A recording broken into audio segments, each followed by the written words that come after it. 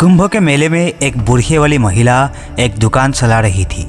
तभी अचानक से उसकी दुकान पर 4 साधु आते हैं और उससे कुछ पैसे दान में देने के लिए आग्रह करने लगते हैं। इसके बाद वो महिला अपने पास से कुछ पैसे निकालती है। ये तकरीबन 7 से 8 हज़ार रुपये होंगे और उनमें से एक 50 का नोट निकालकर उनको देने लगती है।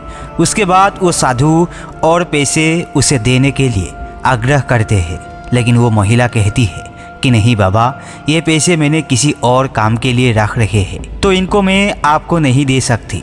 इसके बाद उन साधुओं में से एक साधु उसके हाथों को पकड़ लेता है और दूसरा साधु उसके मुंह को बंद कर लेता है, और जो और साधु थे वो उसके हाथों में से उन पैसों को छीनकर वहाँ से जाने लगते हैं। लेकिन तभी अचानक से कुछ साधु एकत्रित होते हैं और उन चारों साधुओं को पकड़ लेते हैं। कौन थे वो साधु और किस वजह से वो महिला यहाँ पर बुरखे में दुकान लगा रही थी? पूरी कहानी की सच्चाई जानने के लिए वीडियो को अंत तक जरूर देखें। बिहार के अंदर 2 पति पत्नी रहा करते हैं। पति का नाम सतबीर और पत्नी का नाम उर्मिला है।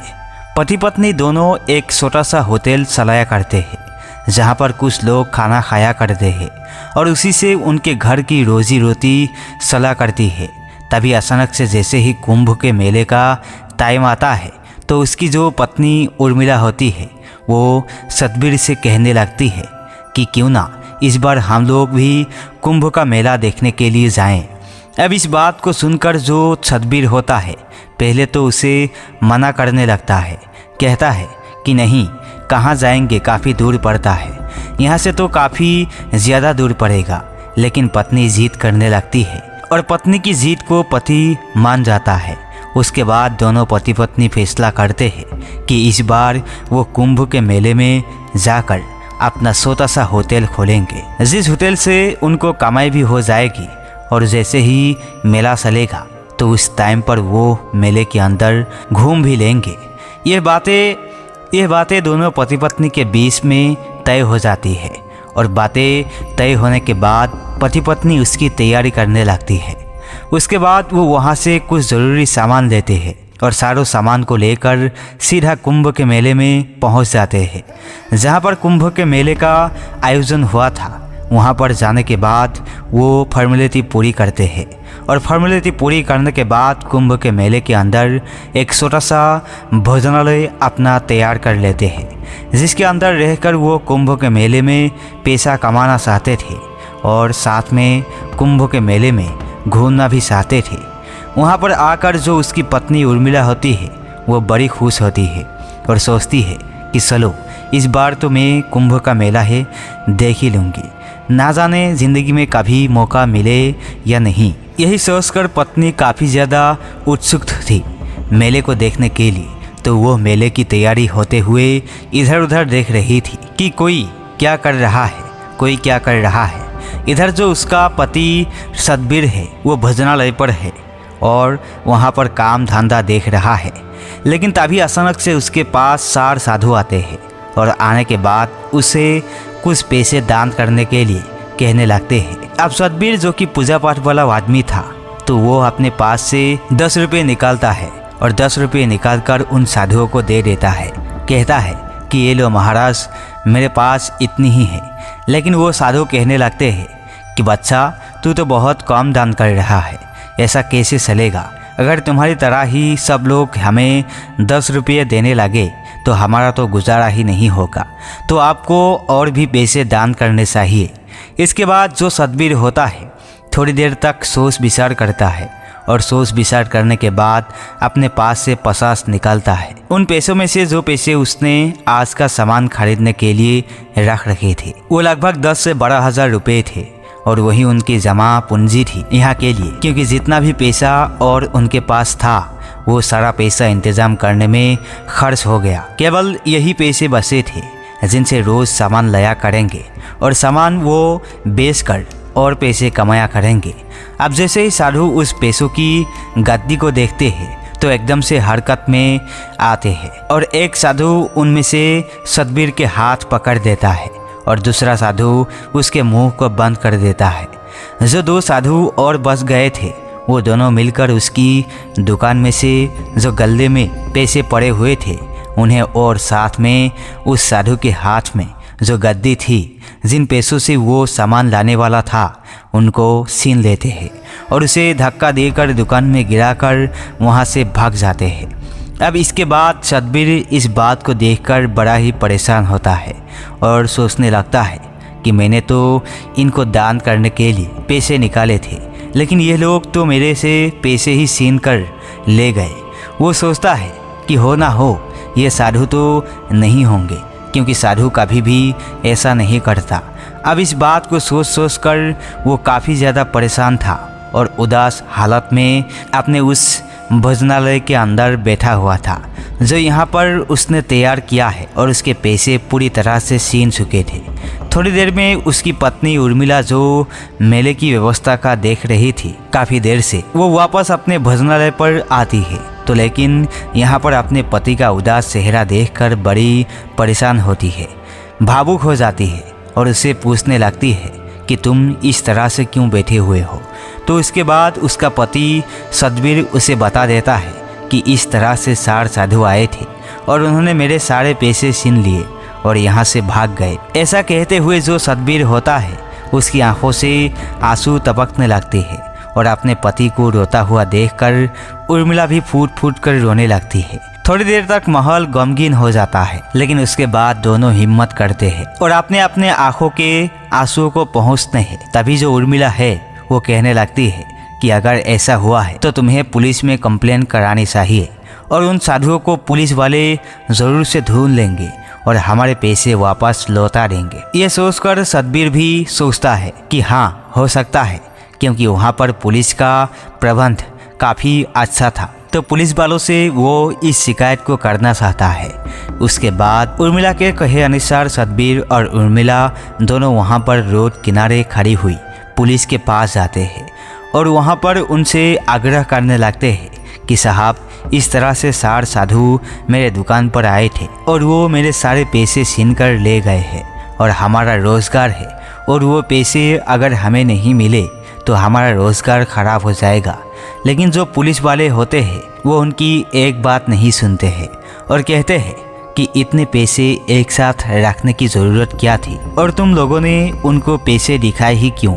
अब ये बात सुनकर जो सतीश है वो उदास सा हो जाता है और कहने लगता है कि साहब, हम बहुत दूर से आए हैं और यहाँ पर आकर हमने ढाबा लगाया है। अगर आपने हमारे पैसे नहीं ढूंढे तो हम लोगों को मजबूर यहाँ से वापस जाना पड़ेगा और हमारा बहुत ज़्यादा नुकसान हो जाएगा। लेकिन पुलिस वाला उनकी एक बात नहीं सुनता है और यह कह देता है कि आप इसमें कुछ नहीं हो सकता।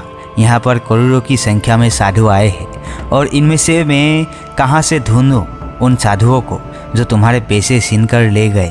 ऐसा कहते हुए उनसे मना कर देता है और जो सतबीर और उर्मिला होते हैं वहाँ से वापस जाने लगते हैं। लेकिन तभी अचानक से एक लाल बत्ती की कार आती है जिसमें एक बड़े अधिकारी थे और जैसे ही वो बड़े अधिकारी आते हैं तो फौरन से जितने भी पुलिस वाले ऐसे ही इधर उधर अल्लस में पड़े हुए थे वो एकदम से एक्शन में हो जाते हैं और आते ही उनको सैल्यूट मारने लगते हैं। अब जब सतबीर और उर्मिला को देखते हैं कि यह तो कोई बड़े अधिकारी है तो वो सोचते हैं कि क्यों ना अपनी फरियाद इनके पास ले जाए, हो सकता है ये हमारे पैसों को लौटवा दे। इसके बाद सतबीर और उर्मिला वहाँ पर जाते हैं उन बड़े अधिकारी के पास और वहाँ पर जाकर उन्हें अपनी समस्या के बारे में बताते हैं। जो बड़े अधिकारी थे वो भी गरीब घर से बिलोंग किया करते थे, लेकिन मेहनत करने के बाद वो बड़े अधिकारी बन गए थे, तो वो जानते हैं कि गरीबी क्या चीज़ होती है और इन लोगों की आंखों में उन्हें सच्चाई साफ साफ दिखाई दे रही थी। इसके बाद जो बड़े अधिकारी होते हैं वो कहते हैं कि आप चिंता मत करो, आपका जितना भी नुकसान हुआ है उसकी भरपाई तो हो जाएगी, लेकिन उन लोगों को हम नहीं ढूंढ सकते क्योंकि यहाँ पर ढेर सारे साधु हैं और उनमें से हम कैसे ढूंढेंगे। जो बड़ा अधिकारी होता है अपने पास से लगभग 16,000 रुपये निकालता है और निकाल कर उन्हें दे देता है। कहता है कि ये लो, अपना काम करो और आगे से सावधान रहना, कोई भी कैसे भी दिक्कत हो तो पुलिस आपकी सेवा के लिए है, आप उन्हें बता देना। लेकिन तभी वो लोग बताते हैं कि पुलिस को तो हमने बताया था साहब, इन्होंने हमारी इस बात पर कोई भी गौर नहीं की। इसके बाद जो बड़े अधिकारी होते हैं वो कहने लगते हैं कि किससे कहा था आपने, तो वो बता देता है कि हमने इन साहब से कहा था। तो वो बड़े अधिकारी उस पुलिस वालों को वहाँ पर बुलाते हैं, लेकिन पुलिस वाले का यही कहना था कि साहब इतने सारे साधु हैं, तो इनमें से उन साधुओं को कैसे ढूंढा जाए। इस बात को सुनकर जो बड़ा अधिकारी होता है वो भी शांत हो जाता है और उनसे कह देता है कि ठीक है, कोई बात नहीं, हम इस बात पर अपने आप काम कर लेंगे, आप यहाँ से चले जाओ। वहाँ से वो जो पति पत्नी थे वो अपने भोजनालय पर चले जाते हैं और वहाँ पर आगे का अपना काम देखने लगते हैं। वो बड़े अधिकारी को भगवान का रूप बताते हैं और कहते हैं कि ऐसे होने चाहिए। असलियत में पुलिस वाले जिन्होंने फट से हमारी मदद कर दी और हमारा आप यहाँ का रोज़गार भी अच्छी तरह से चल जाएगा और हमारा कोई नुकसान भी नहीं हुआ। इधर जो वो बड़े अधिकारी थे, जैसे ही शाम होते हैं तो शाम के समय उनकी वो बात, यानी कि जो पति पत्नी उनके सामने कह रहे थे, वो बातें उनके सामने आ रही थी और वो सोच रहे थे कि भला ऐसा भी हो सकता है क्या, सच में ही साधु किसी के पैसे छीन सकता है या नहीं। इस बात की जड़ से तहकीकात करनी होगी और जड़ से तहकीकात करने का वो फैसला कर लेते हैं। यही सोचकर जो बड़े अधिकारी होते हैं रात में ही एक महिला पुलिस वाली से बात करते हैं और उससे कहते हैं कि कल मुझे कुछ काम है और उसके लिए तुम सुबह सुबह मेरे पास जल्दी आ जाना। महिला पुलिस वाली उनका आदेश मानती है और आदेश मानने के बाद दूसरे दिन सुबह सुबह उनके पास पहुंच जाती है। जो बड़े अधिकारी होते हैं वो उनको पूरा मामला समझाते हैं और कहते हैं कि देखो, यह ऑपरेशन हमें शुभ साफ करना होगा, क्योंकि हो भी सकता है कि पुलिस वाले ऐसे साधुओं के साथ मिले हुए हो, क्योंकि उन्होंने उस पर कोई भी कार्रवाई नहीं की थी। तो जो महिला पुलिस वाली होती है वो बड़े अधिकारी का कहा मानती है और पूछती है कि साहब कैसे कैसे करना है। तो जो बड़ा अधिकारी होता है वो कहता है कि इसके लिए पहले थोड़ी सी तहकीकात करनी है और तहकीकात करने के लिए वो उसी गरीब व्यक्ति के भोजनालय पर चला जाता है जिसके साथ ये लूटपाट हुई थी। वहाँ पर जाने के बाद वो भोजनालय को अच्छी तरह से देखता है और उस बारे में उससे पूछता है कि उस टाइम पर क्या क्या था और वो किस वजह से ऐसे ऐसे पैसे छीन कर ले गए। वो पूरी घटनाक्रम बता देता है और वो भोजनालय जो था वो थोड़ा सा हट के था, यानी कि वहाँ पर ज़्यादा भीड़ भाड़ नहीं थी। इसके बाद जो बड़े अधिकारी होते हैं उनकी समझ में आ जाता है कि ये लोग अपना शिकार उस दुकान को बनाते हैं जिस दुकान के आसपास ज़्यादा भीड़ ना हो और उस दुकान पर एक ही व्यक्ति हो। इसके बाद एसपी साहब वहाँ पर एक ऐसी दुकान देखने लगते हैं जो दुकान एकांत में हो और वहाँ पर ज़्यादा भीड़ भाड़ ना हो। तो उन्हें एक दुकान एकांत में मिल जाती है जो एक मुस्लिम व्यक्ति की थी।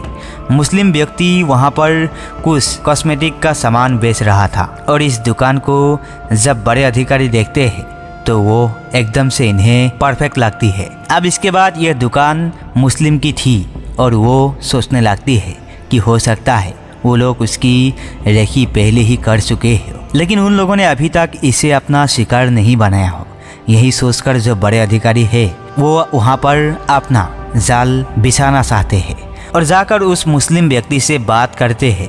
वो कहते हैं कि देखो, आपकी दुकान कुछ देर के लिए हमेशा ही और यहाँ पर हमारी एक महिला सिपाही रहेगी जो आपकी तरह ही वहाँ पर रहकर सामान बेचेगी। दुकान वाला भी मान जाता है क्योंकि यहाँ पर बहुत बड़े अधिकारी थे और उसकी बातों को मानकर उन्हें दुकान देने के लिए तैयार हो जाता है। अब मुस्लिम व्यक्ति की दुकान होने की वजह से जो बड़े अधिकारी होते हैं वो महिला पुलिस वाली को बुर्खा पहना देती है और कहते हैं कि अगर कोई पूछे कि तुम यहाँ पर काम क्यों कर रहे हो तो कह देना कि पिताजी की तबीयत खराब है और इसी वजह से मैं यहाँ पर काम कर रही हूँ। महिला सिपाही ने बुर्खा पहन लिया था और बुर्खा पहनने के बाद वो उस दुकान पर काम करने लगती है। दूसरी ओर जो बड़े अधिकारी थे उन्होंने अपने 10 कमांडोस को साधु के भेष में तैयार कर दिया था और कहा था कि तुम्हें दूर से इस दुकान पर नज़र रखनी है ताकि तुम लोग इस दुकान को तो देख सको, लेकिन तुम किसी और की निगाह में ना आ सको कि तुम लोग इस दुकान पर निगाह रख रहे हो। ऐसा ही वो कहते हैं और पूरी तरह से जाल को बिछा दिया जाता है। लगभग 1 से 2 दिन ऐसा ही करने के बाद वहाँ पर कुछ भी हासिल नहीं होता है, लेकिन तीसरे दिन अचानक से 4 साधु इसी तरह से उस दुकान पर आते हैं और वहाँ पर उसे दान धर्म करने के लिए कहने लगते हैं। तो जो महिला पुलिस वाली होती है वो इसी तरह से, जिस तरह से उसने बताया था कि मैंने गद्दी निकाली थी, वो डायरेक्ट अपनी गद्दी निकालती है और गद्दी में से एक 50 का नोट निकालकर साधु महात्माओं को देने लगती है। अब जब साधु देखते हैं कि इसके हाथ में गद्दी है तो एकदम से वो अपने काम को करने में लग जाते हैं। उस महिला पुलिस वाली को उन्होंने हाथ पीछे की तरफ पकड़े और हाथ पकड़ने के बाद एक ने उनका मुंह दबा लिया और मुंह दबाने के बाद वो सारे पैसे छीनकर वहाँ से भागने लगे। लेकिन जैसे ही प्रोसीजर होता है तो जो कमांडो साधु के भेष में थे वो चारों तरफ से आकर उसको घेर लेते हैं और बड़े अधिकारी जी को इसकी इतला कर दी जाती है। थोड़ी देर में बड़े अधिकारी भी वहाँ पर आ जाते हैं और जैसे ही महिला पुलिस वाली अपने बुरखों को उतारती है तो देखती है ये साधु पूरी तरह से हैरान हो जाते हैं। उसके बाद जो बड़े पुलिस के अधिकारी होते हैं वो वहाँ पर उन लोगों से पूछताछ करते हैं और पूछताछ के दौरान वो लोग बताते हैं कि हम साधु नहीं हैं, हम लोग तो साधु का भेष बनाकर यहाँ पर सोती मोती चोरियाँ लूटपाट किया करते हैं ताकि हमारा गुजारा अच्छी तरह से हो जाए और हमारा एक ग्रोह है। तो पूछने लगता है कि कितने लोगों का ग्रोह है, तो वो बताता है कि हम 30 से 35 लोग हैं और हम इसी तरह से 4-4, 5-5 की टोली बनाकर इधर उधर घुमा करते हैं और घूमने के बाद पैसे कमाया करते हैं। अब जो बड़े अधिकारी होते हैं और उनको तो पकड़ने के लिए कह देते हैं, लेकिन पुलिस का रवैया भी देखना चाहते हैं कि पुलिस के सामने अगर कोई ऐसा केस आता है तो वो किस तरह से बिहेव करते हैं। इसके बाद वो पुलिस वाली से कहते हैं कि तुम अच्छी तरह से अपने बुरखों को दोबारा से तैयार करो और तैयार करने के बाद पुलिस वालों के पास जाना और उनसे कहना कि इस तरह से मेरे साथ हो गया है और वो तुम्हारे साथ क्या बिहेव करते हैं। यही सोचकर वो उस बुरखे वाली महिला को पुलिस वालों के पास भेज देते हैं और जैसे ही महिला जाकर वहाँ से अपने लिए न्याय की गुहार लगाती है तो पुलिस वाले उसे धमका कर वापस भेज देते हैं और कहते हैं कि यहाँ पर करोड़ों की भीड़ में साधु है तो हम लोग इसमें क्या कर सकते हैं, तुम यहाँ से चली जाओ। इसके बाद वो कहने लगती है कि साहब मेरे पिताजी बीमार हैं और इसी वजह से मैं दुकान पर काम कर रही थी, लेकिन अगर आप लोग मेरी मदद नहीं करोगे तो फिर मैं कहाँ जाऊँगी, मेरे साथ बहुत ही गलत हो गया है। लेकिन पुलिस वाले उसकी एक नहीं सुनते हैं और उसे धमकाकर वहाँ से भेजने लगते हैं। इसके बाद जो महिला पुलिसकर्मी होती है वो अपने बुरखों को उतारती है और वहाँ पर बड़े अधिकारी साहब भी आ जाते हैं। वो पुलिस वालों को हिदायत देते हैं और कहते हैं कि तुम लोगों का ये रवैया बिल्कुल भी ठीक नहीं है। यहाँ पर लोग काफ़ी दूर दूर से आकर कोई रोज़गार के लिए आता है और तो कोई दर्शन करने के लिए आता है, तो तुम लोगों को यहाँ पर इसलिए किया गया है ताकि तुम लोगों की मदद कर सके और ऐसा कुछ ना होने दे। पुलिस वाले बड़े अधिकारी से माफ़ी मांगते हैं और कहते हैं कि साहब आगे से ऐसा नहीं होगा और हम लोग सच में ही सभी लोगों की मदद किया करेंगे। और जब यह बात सभी पुलिस डिपार्टमेंट में पहुंचती है कि बड़े अधिकारी साहब इस तरह से ऑपरेशन कर रहे हैं और लोगों को पकड़ रहे हैं और पुलिस में फटाकर भी लगाए जा रहे हैं, तो पुलिस वाले अब अच्छी तरह से सभी की देखभाल करने का फैसला करते हैं और कोई भी ज़रा भी बात किया करता तो वहाँ पर उसके साथ जाकर उसकी समस्या का निवारण करने की कोशिश करते हैं। इधर जो वो बड़े अधिकारी होते हैं उन 4 लुटेरों की मदद से उन सभी लुटेरों को पकड़ लेते हैं जो लुटेरे वहाँ पर काम कर रहे थे और इसी तरह से इस मेले के अंदर हो रही लूटपाट को काम करने का फैसला करते हैं।